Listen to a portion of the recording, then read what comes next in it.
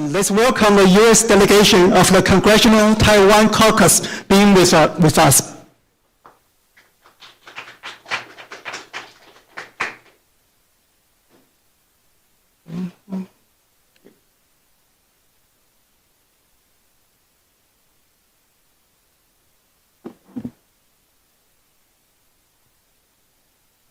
Good evening, ladies and gentlemen.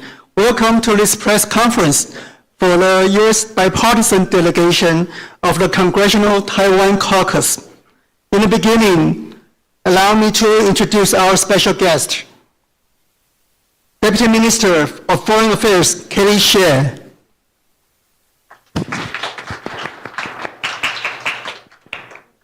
The U.S. Representative Mario Diaz-Balart, co-chair of the U.S. Congressional Taiwan Caucus. U.S. Representative Amy Barra, co-chair of the U.S. Congressional Taiwan Caucus. Ambassador Alexander Yu, Taiwan's representative to the United States. And first, I would like to invite Deputy Minister Shea to address the audience. Well, this is going to be very short, just an introduction. Good evening, ladies and gentlemen. I am absolutely delighted and honored to have with us today two longtime friends of Taiwan from the Congress of the United States. Congressman Mario Diaz-Balart, a Republican from Florida, and Congressman Amy Barra, a Democrat, loyal Democrat from California, two of the four co-chairs of the bipartisan U.S. Congressional Taiwan Caucus. And of course, we have our ambassador, His Excellency Ambassador Yu, here also with us. Congressman Diaz-Balart and Congressman Barra are the first Congressional Taiwan Caucus co-chairs delegation to visit Taiwan in recent years. And equally eye-catching, if not more, they are the first U.S. co-del to come here right after our presidential election. They bring their congratulations to the President-elect, Dr. Lai Ching-te, and Vice President-elect, Xiao Mei-qin. Also, they are here to pay their respect and show their appreciation for the success of the entire fair, just, and transparent election. They have particularly come with a strong and clear message that the U.S. Congressional Taiwan Caucus, and indeed the whole U.S. Congress, will continue to support Taiwan's democracy, security, and prosperity. For the past 2 days, including today, they have met with President Tsai Ing-wen, Vice President and President-elect Dr. Lai, and Vice President-elect Ambassador Xiao. They also have meetings with our National Security Circle people and various political leaders.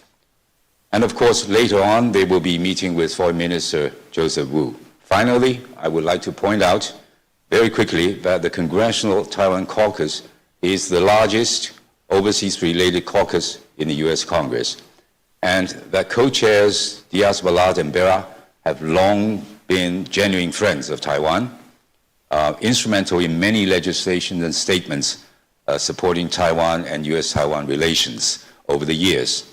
So I would like to ask Congressman Diaz-Balart and Congressman Barra to give their remarks, then they will take questions. So shall we have Congressman Diaz-Balart first, please? Very much. Good evening.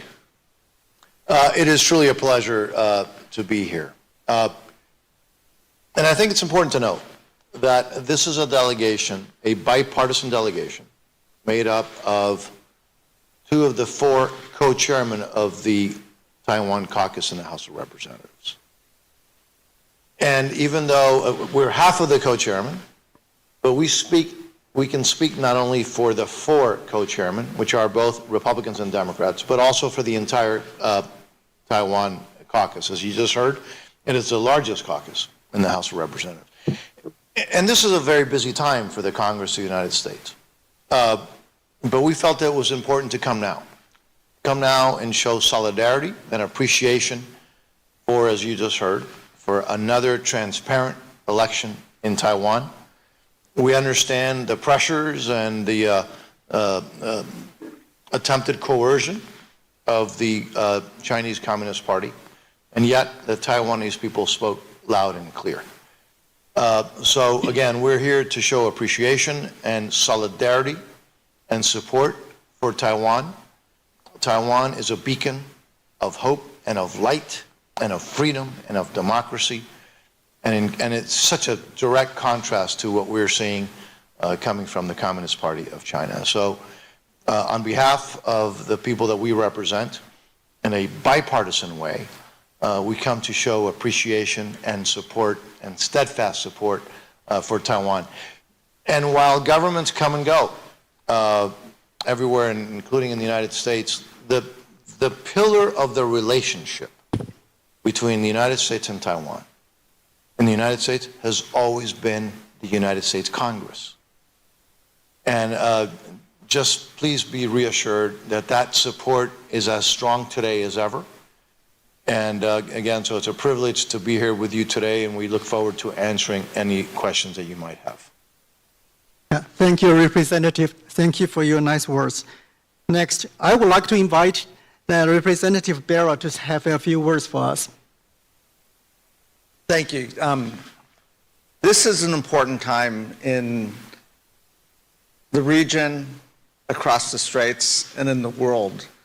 And, you know, as having the honor to be one of the co-chairs of the Taiwan caucus, but also being a senior member on the Foreign Affairs Committee and the ranking Democrat that has responsibility for the Indo-Pacific, we're paying attention.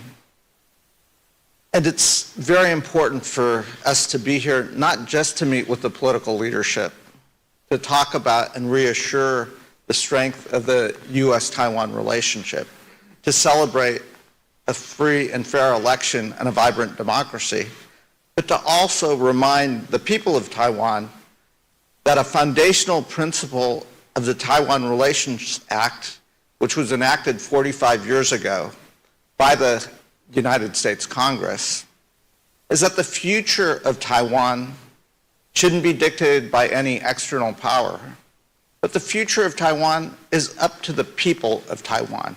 That is a foundational principle of the Taiwan Relations Act. That is why so many members of Congress, Democrats and Republicans, fundamentally support Taiwan. Again, let me remind that, and I think it is important for us to speak directly to the people of Taiwan, that your future is up to you. And I think that's something that we saw in this election. It's important, you know, when we think about the future that we want for our world, that we want for our children and grandchildren, that it's that same prosperous future. I hear President Tai, I hear President-elect Lai. They're not about changing the status quo. In fact, the United States of America is not about changing the status quo. We can look at the past few decades, we can look at the 75 years post-World War II, and understand that this was a peaceful, prosperous time. I'm always reminded, you know, when we were out in Taipei last night, the food is very good in Taiwan, so. But you see the young people living their lives, the vibrancy, living their dreams. That's what we all want as parents. And that's what this is about, is allowing people to choose their futures, what they want, how they want to live, how they want to be governed. And that's why this is so important. Because I'd like the next 75 years to be the same peaceful, prosperous times that we've seen in the last 75 years. I think that's what we want as the United States Congress. I think that's what the people of Taiwan want. I think that's what the people of this region want. And it's important for us because it's not a given. We're not changing the status quo, but we have to respond to external pressures and others that potentially are changing that status quo. It's not about seeking conflict. It's about seeking peace, prosperity, and the right to your own future. So again, thank you for being here. Thank you to the reception that we've received from the administration and the meetings that we've had, but also thank you to the people of Taiwan. I represent California, and we have a vibrant Taiwanese American diaspora, and they would be mad at me if I didn't thank the United States and Taiwan for that close friendship. Thank you. Thank you, Representative. Before I open the floor to questions, so may I invite both representatives to the front. The delegation has a very busy schedule, so I will take 4 questions only. So if the media friends have questions, please raise your hand, have your name and the medium you belong to before your question. And Zhong Hang. Hi, this is Henry for Taiwan Central News Agency. My question is, as you might know, the Pacific nation now has formalized relation with Beijing, switching from Taipei. And China's action is seen as breaking the U.S. second island chain strategy in the Pacific.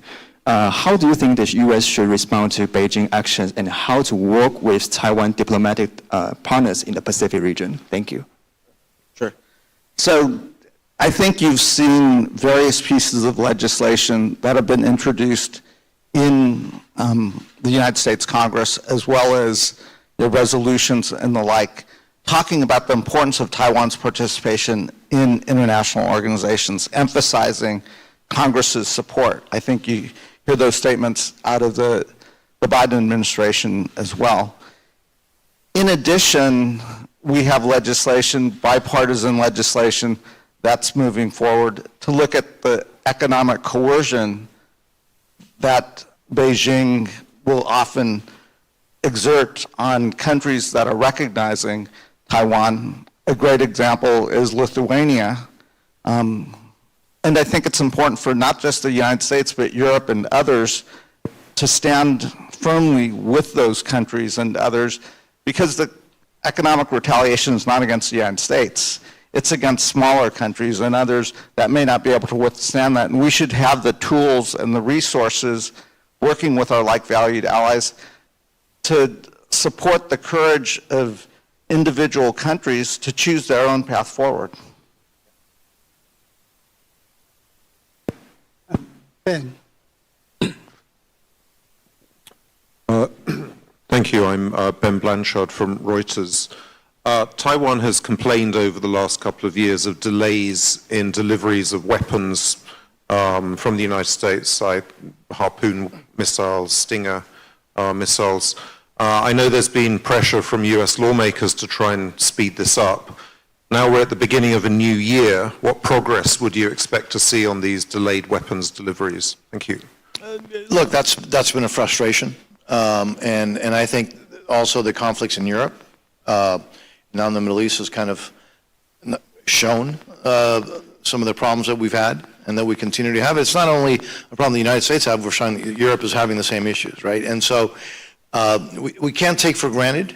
For years, every time there's a conflict, then there isn't, and we talk about the peace dividend, and we kind of relax our defenses and our, which creates a problem for our ability to produce when we need to. And so I think there's no silver lining to what's happening in Europe. There's no silver lining to Putin's aggressive action. But I think it has been a wake-up call for the United States and our allies. And so we're starting to see some progress there. I think you're going to continue to see progress there. But there is no silver magic bullet either that can just get everything going overnight. And so we're in the process now in Congress to do the appropriations and the budgets. I think you're going to see now a pretty healthy increase in defense spending to make sure that we have the ability to ramp up.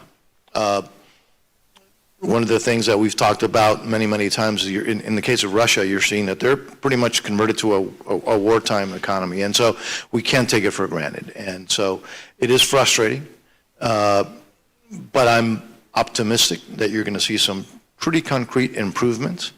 And part of that is that we have to be dedicated to spending what we need to spend in order to do that. Now, we've had some really good meetings here. I think we keep hearing that there's a pretty strong consensus to also make sure that Taiwan continues to do its part. That has been a shared frustration also with Europe. As you know, a lot of the countries don't even fulfill the requirements under NATO. And so, I think all of us have to be more serious. I think in the United States, you're going to see that we're stepping up. Others have to step up. But I'm pretty optimistic as to what I see. What we've seen in Europe, right, is because of the aggressive action of Putin, and we've got 2 new member states of NATO, right, 2 that you would have said would never do it. So I think the world is starting to wake up to that reality. I would just add, as I mentioned in my opening comments, we really have lived through decades of relative peace, stability, and prosperity in the region. And it wasn't the United States that chose to try to create more tensions here. It's not the people of Taiwan that are choosing to create more tensions here, but we have to respond to that. Europe has been relatively peaceful and prosperous, but we've seen with Vladimir Putin's illegal invasion of Ukraine a renewed tension, a big country war. The production lines probably did atrophy and were slower than they need to be. These production lines take time to ramp up, to address it, and now we see a conflict in the Middle East. There is pressure on U.S. defense industries to ramp that up.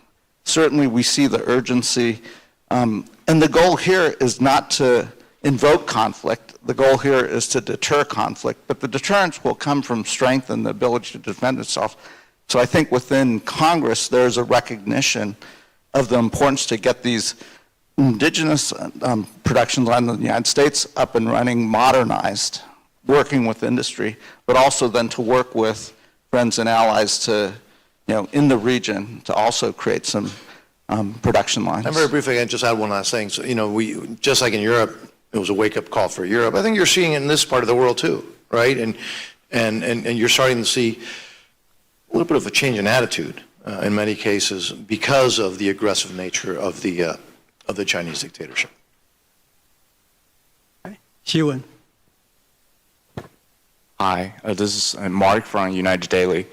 My first question is, after Taiwan's presidential election, do you think cross-strait has since entered a new phase where both sides can have tremendous opportunity to engage in new dialogues?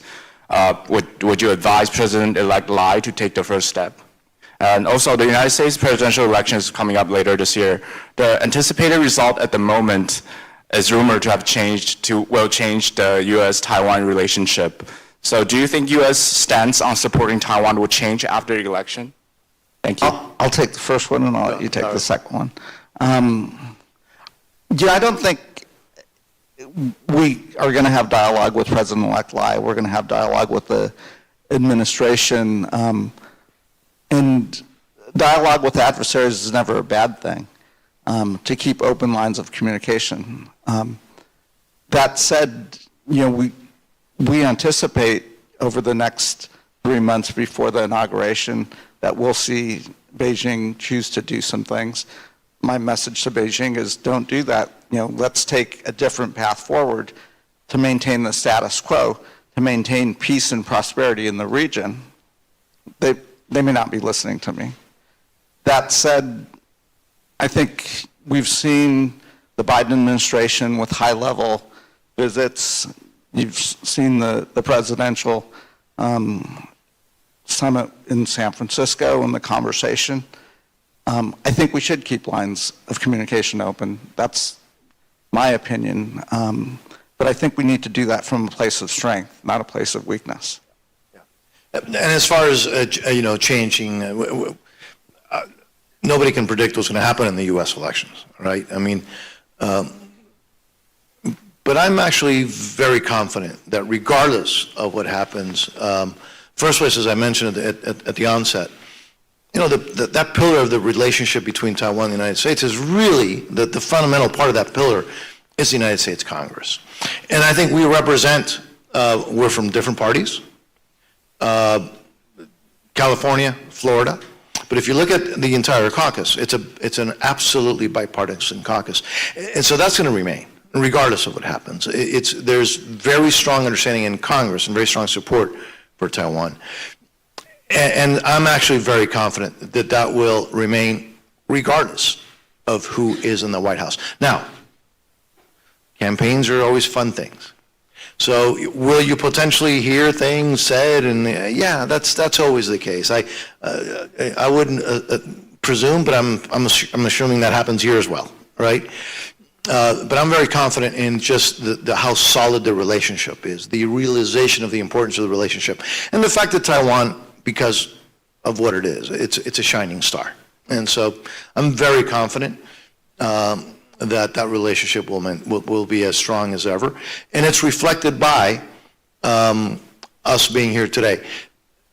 He mentioned it, I should have. So we are both co-chairman of the Taiwan Caucus. But he is, on top of that, separate to that, he's a very well-respected senior member of the Foreign Affairs Committee in the House of Representatives, in the specific subcommittee that deals with this part of the world.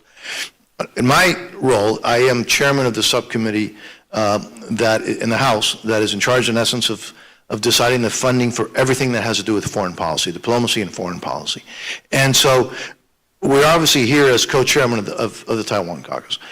But I think it's also interesting to note that we have, as our other responsibilities, we have direct roles to play as well. And so I think I know I can speak for him, that we feel very confident in the support, the bipartisan nature of the support for Taiwan in the U.S. Congress, and I'm very confident that that will continue regardless of any change or any no change in the upcoming presidential and congressional elections. Thank you. And Taiwan News. Calvin Chen from Taiwan News. Is Congress currently taking any substantial steps to facilitate the inclusion of Taiwan in the CPTPP and the Indo-Pacific Economic Framework for Prosperity? Thank you.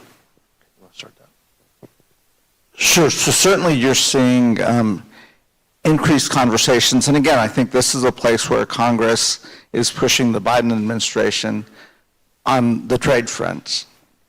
I'd love to see Taiwan in CPTPP. I would love to see the United States of America in CPTPP first. But short of that, what we have is IPEF. And I do think, on some of these pillars of trade, of normalization, you are seeing movement in the Biden administration.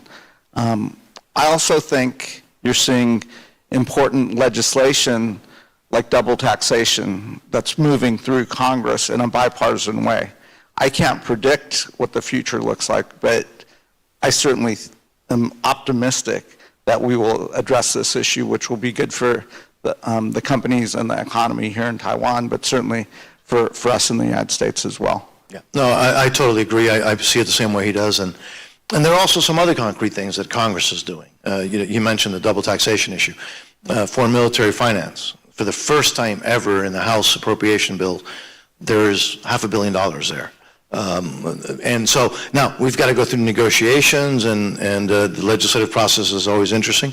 But again, it just shows you the level of the fact that Taiwan is not on the back burner. It's not something that we don't remember. It is in our thoughts, and Congress has been very aggressive in a very positive way to do not only in words but in action some good concrete things. And I think you're going to see some more taking place in the very, very near future.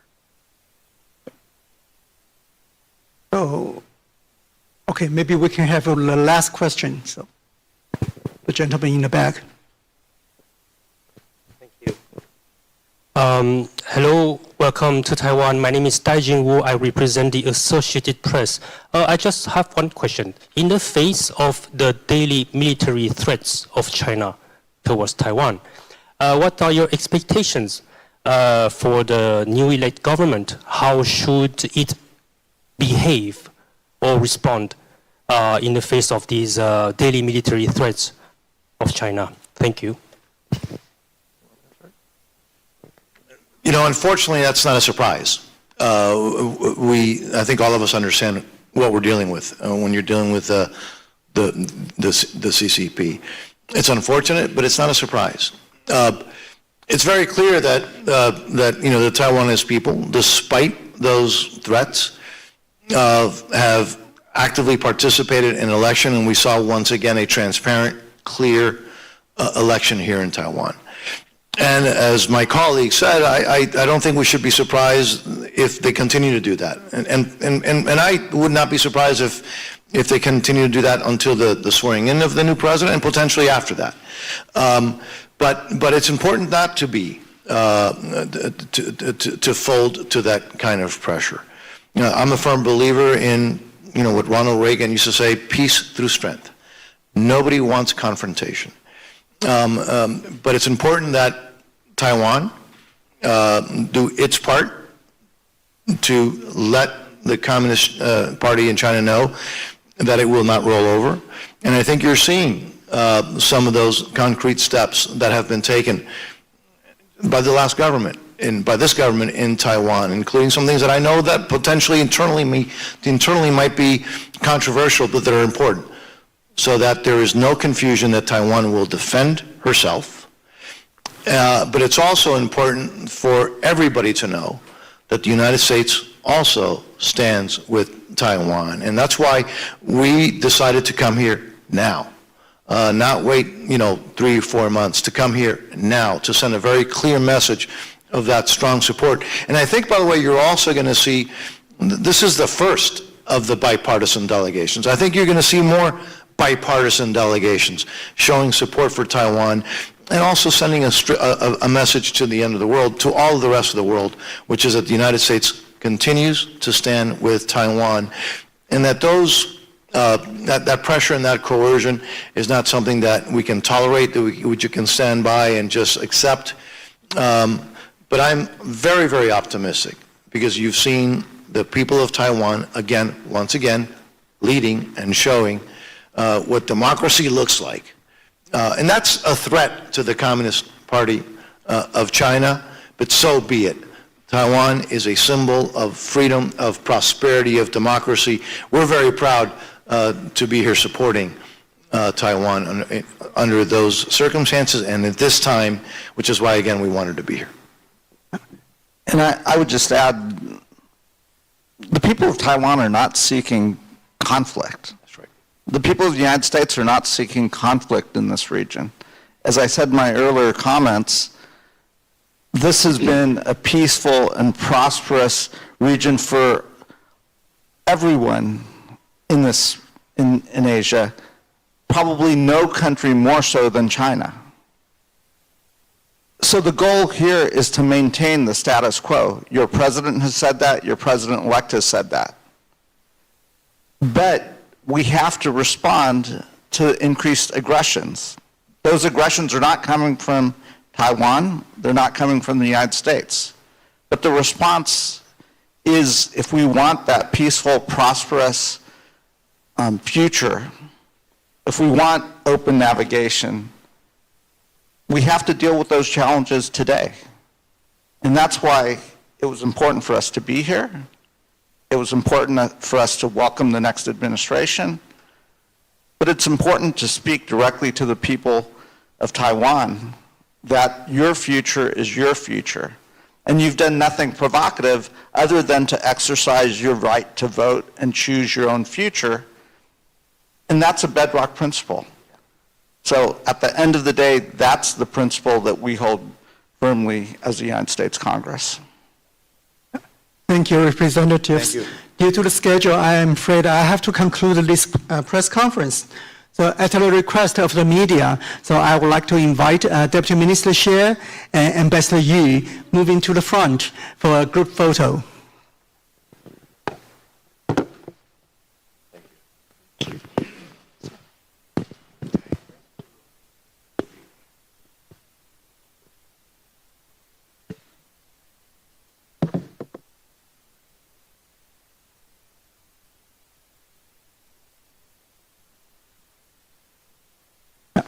Thank you. Let me once again thank the delegation of the U.S. Congressional Taiwan Caucus traveling far away from here, from United States to be here with us. I would also like to thank everyone for attending this press conference. Thank you, and I wish everyone a wonderful evening.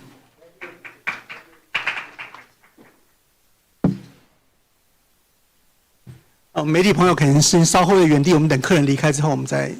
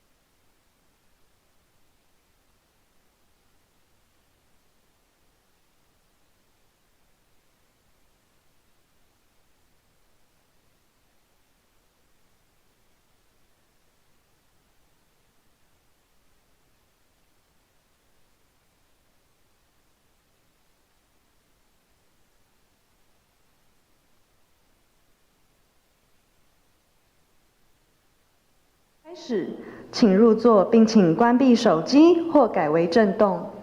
Distinguished guests, ladies and gentlemen, the ceremony is about to commence. Please take your seats and turn off your mobile phones or switch them to silent mode. Thank you.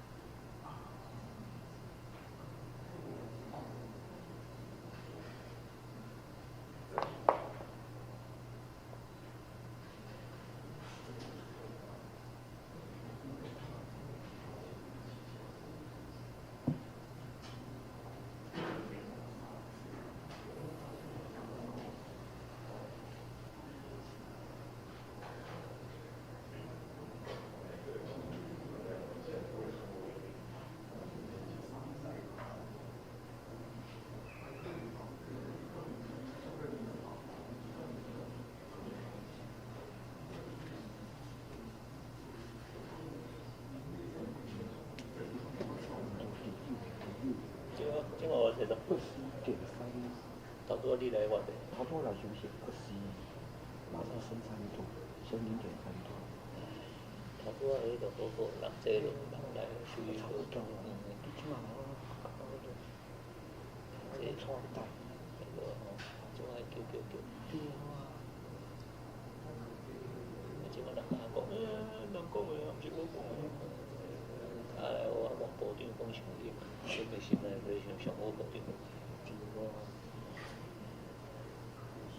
想到加强甚至国家部而且我们了解这个不管考照给我随时想简传甚至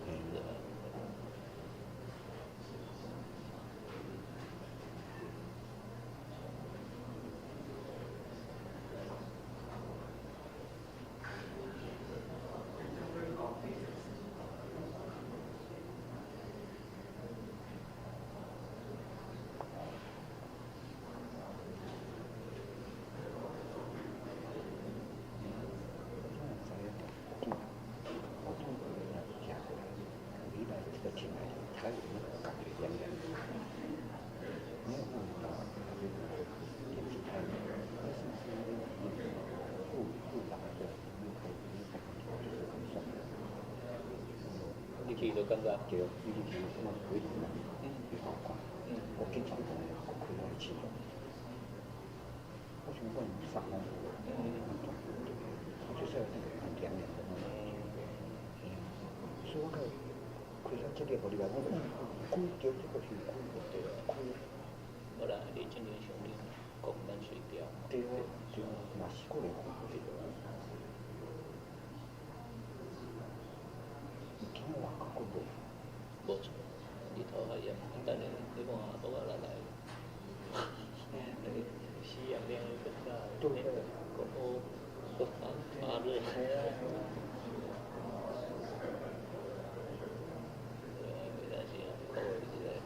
所以啊，听到伊的话是无讲不急啦，其实不用太急。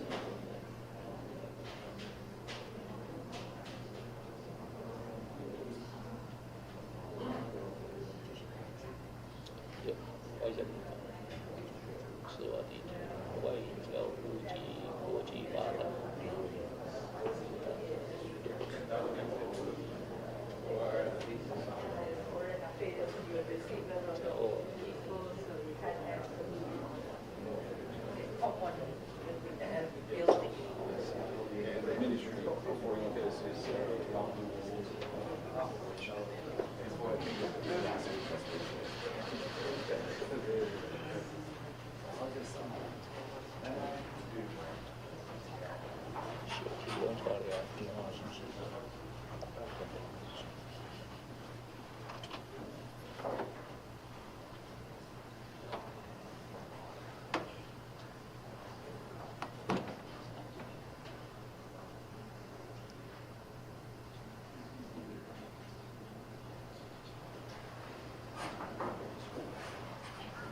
中华民国台湾与史瓦蒂尼王国签署中华民国台湾与史瓦蒂尼王国联合声明，仪式开始。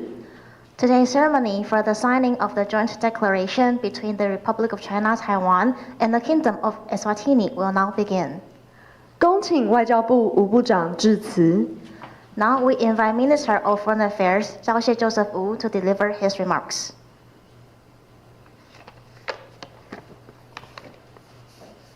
Your Excellency, Polili Shakandu, Minister of Foreign Affairs and International Cooperation of the Kingdom of Eswatini, and Mr. Shakandu, Ambassador Msipi and Mrs. Msipi, Under Secretary Kunene, Deputy Minister Chen of the Ministry of Economic Affairs, and my two deputies, friends from the press, ladies and gentlemen, good afternoon.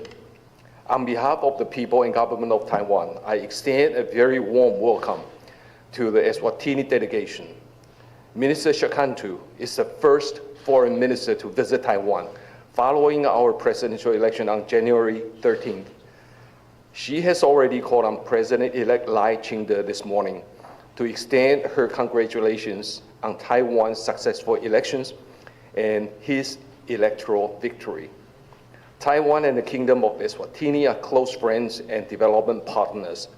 Indeed, our nations have built rock-solid relations over more than 5 decades.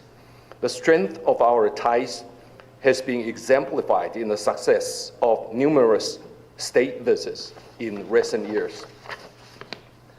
For instance, His Majesty King Mswati III visited Taiwan in October 2022. President Tsai led a delegation to Eswatini in September 2023, in part to celebrate the 55th anniversary of the establishment of diplomatic relations between our countries. During President Tsai's state visit last year, Minister Shakantu served the delegation as minister in waiting, playing an important role in ensuring the trip went smoothly. In visiting Taiwan so early in her new tenure as Minister of Foreign Affairs and International Cooperation, Mr. Shakantu continues to demonstrate her friendship with Taiwan through concrete actions. Taiwan and Eswatini maintain close cooperation in a range of areas, including education, agriculture, health, and ICT. Eswatini is also a staunch supporter of Taiwan's international participation. Today's joint declaration once again highlights our long-cherished friendship. By signing it, Eswatini is reiterating how highly it values diplomatic ties with Taiwan and renewing its commitment to advocate for Taiwan's participation in the international community. Moreover, both nations are reaffirming our desire to deepen and expand bilateral cooperation. Our two governments remain profoundly committed to creating favorable conditions that will boost bilateral economic, trade, and investment cooperation. I would like to take this opportunity to wish His Majesty the King and Her Majesty the Queen Mother of Eswatini the best of health and happiness. And I also wish the Minister Shakandu every success in her new role. And with this joint declaration serving as a foundation, I look forward to the continuing prosperity of our two nations. Siabonga Kakulu.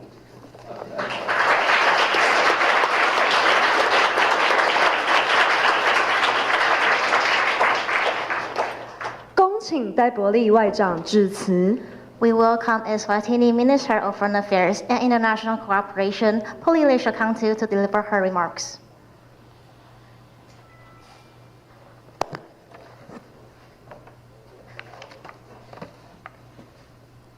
Liha.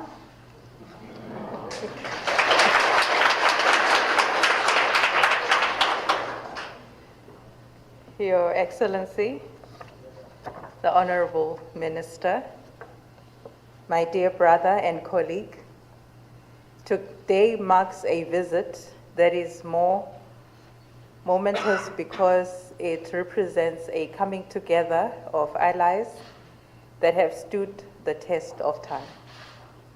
Before I speak on my behalf or anything, Excellency, I have the singular honor to convey to you the best wishes from His Majesty King Mswati III, Her Majesty the Queen Mother, and the nation of Eswatini.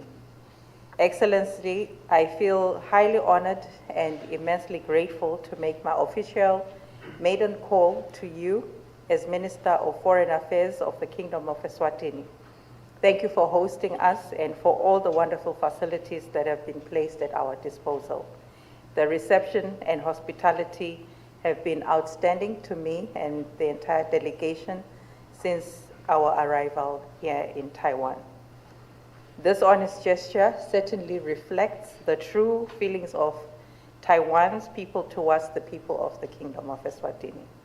Excellency, I have the highest privilege and distinct honor to convey with excitement on behalf of His Majesty's government and indeed on my behalf a congratulatory message on the successful elections on the 13th of January 2024.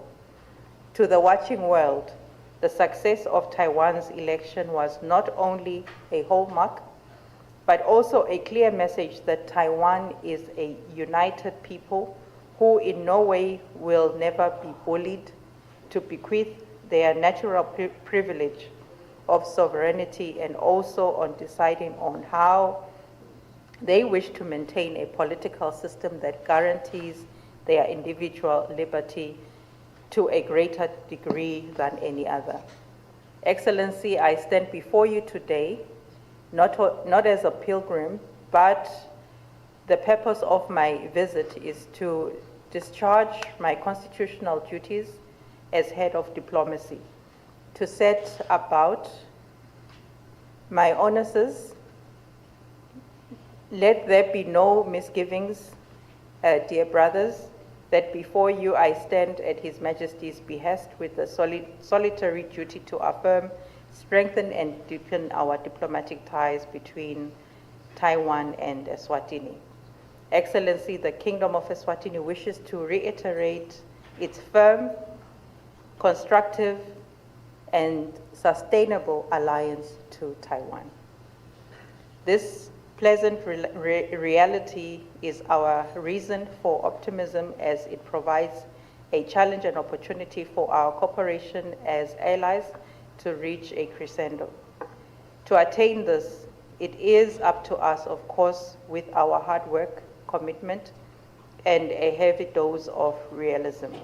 If we look to find the purpose of our mandate and labors ahead, we need not look further away from the realities concerning that huge significance lies in understanding that government has no power except that which is granted by its own people. Our governments are not an exception to this, and it is on this proposition that I seek to suggest that the people of Taiwan and Eswatini should be the fulcrum of all areas of cooperation between our two countries. Excellency, on behalf of the Kingdom of Eswatini, I wish to commend our partner, the Republic of China and Taiwan, on the gracious cooperation thus far. Such has not only transformed the lives of many Emaswati back home, but it has also been a turning point for Eswatini as a country. In that regard, our country remains grateful to Taiwan for the access to the springs of goodwill in Taiwan. I wish to challenge our two governments to consider more ways to extend contact between our people. Taiwanese and Emaswati can and should know more about each other. Excellency, an extraordinary wave of change has shrouded the world.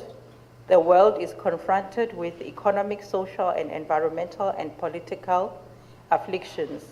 The significance to weed out these challenges cannot be sufficiently underscored.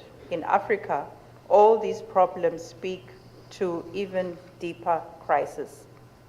The economic impediments we have suffered have come upon us over several decades. They will not go away in days, weeks, or months, but they will go away eventually. Excellency, I believe that changing the direction of our history is within our power. Such change is not easy, but can be accomplished when one has no illusions and engages realities with candor. Eswatini firmly believes that our common path to prosperity and great step into the future are intimately linked and contingent on the inviolability of the diplomatic ties enjoyed by our two countries. Hence, the government of Eswatini happily welcomes and embraces the joint declaration between the Republic of China, Taiwan, and the Kingdom of Eswatini to be signed here today. Excellency, it is with excitement that I look forward to working closely with you with a solemn interest of sustaining and deepening the fraternal relations that happily exist between our two countries, Eswatini and Taiwan. Thank you.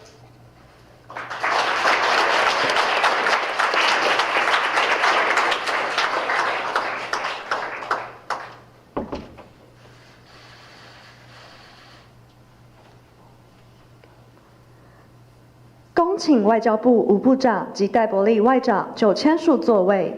Now we invite Minister Wu and Minister Shakantu to take their seats at the signing table.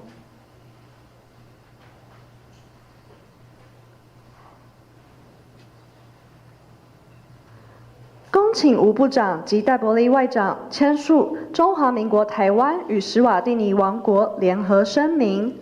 Minister Wu and Minister Shakantu will now sign the joint declaration between the Republic of China, Taiwan, and the Kingdom of Eswatini.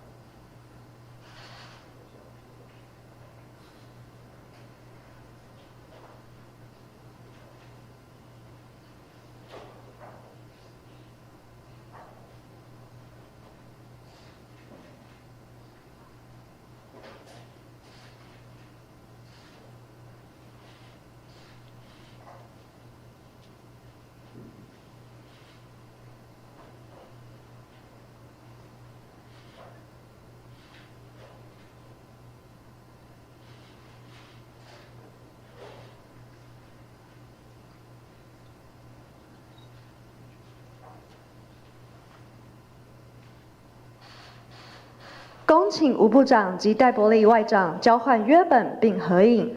Finally, we ask Minister Wu and Minister Shakantu to exchange copies of the joint declaration and take a photo together.